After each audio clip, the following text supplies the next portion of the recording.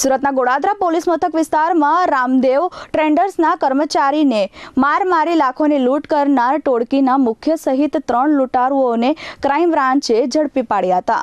સુરતના ગોડાદરા વિસ્તારમાં આવેલ રામદેવ ટ્રેડર્સના કર્મચારી વેપાર ધંધાના કલેક્શનના રૂપિયા લઈ 4 જૂનના રોજ જતો હતો।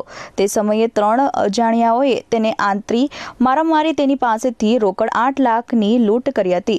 જે મામલે ગોડાદરા પોલીસ મથકમાં ફરિયાદ નોંધાતા ગોડાદરા પોલીસ સાથે ડીસીબી પણ તપાસમાં જોડાઈ હતી અને ક્રાઇમ બ્રાન્ચની ટીમે સીસીટીવી તથા વુમન સોર્સિસની મદદથી તપાસ હાથ ધરી લૂંટારો ગેંગના મુખ્ય જયદીપ બાબુ કવાડ અને તેના 2 સાથી તજેમાં ગોપી મુન્ના સાટિયા તથા કાયદાના સંઘર્ષમાં આવેલા બાળકિશોરને ઝડપી પાડી ક્રાઇમ બ્રાન્ચે લૂંટારુઓ પાસેથી લૂંટમાં ગયેલા રોકડ રકમ, મોબાઈલ, મોપેડ સહિત 2,86,000નો મુદ્દામાલ કબજે કર્યો હતો।